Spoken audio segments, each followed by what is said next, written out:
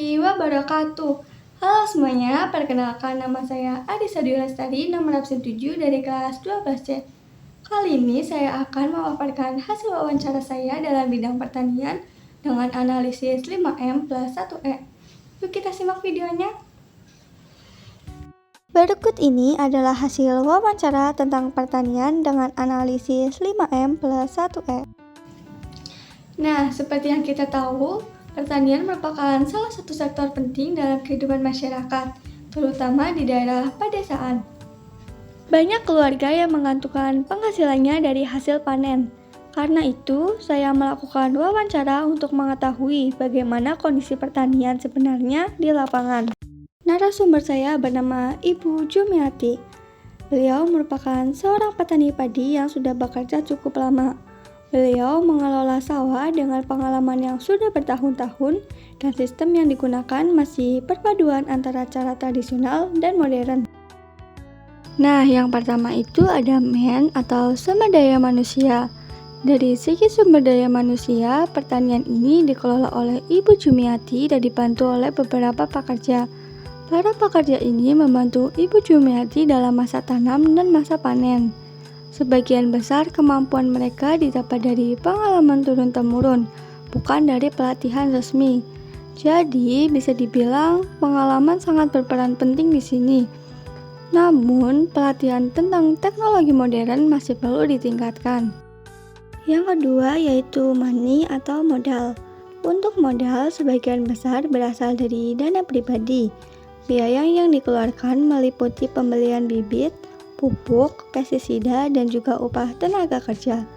Keuntungan sangat bergantung pada hasil panen dan harga pasar. Selain itu, keuntungan juga bergantung pada luas dan sempitnya lahan yang dimiliki. Semakin luas lahannya, biasanya hasilnya juga lebih banyak. Tetapi tentu saja ada resiko yang ditanggung, misalnya saat harga turun atau panen gagal. Yang ketiga ada material atau bahan produksi. Ibu Jumiati menggunakan bibit 64 atau IR64. Bibit dipindahkan ke sawah saat usianya sekitar 20-25 hari setelah disemai. Untuk pupuk yang digunakan Ibu Jumiati menggunakan pupuk Posca atau pupuk organik. Sedangkan untuk hama seperti belalang digunakan insektisida sebagai pembasmi. Kualitas bahan yang digunakan sangat menentukan hasil panen nantinya. Yang keempat ada mesin atau alat pertanian. Untuk alat yang digunakan sudah menggunakan traktor untuk membajak sawah. Namun masih banyak petani menggunakan alat tradisional seperti cangkul dan alat semprot. Penggunaan mesin ini tentu membantu mempercepat pekerjaan. Kendala utamanya adalah tidak semua petani memiliki alat modern karena harganya yang cukup mahal. Nah, selanjutnya ada metode penanaman. Metode yang digunakan adalah kombinasi antara cara tradisional dan modern. Pengairan menggunakan sistem irigasi.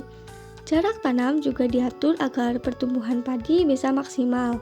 Masa panen biasanya sekitar 100-100 hari setelah tanam, dengan perawatan rutin seperti pemupukan dan pengendalian hama. Yang terakhir ada environmental atau lingkungan.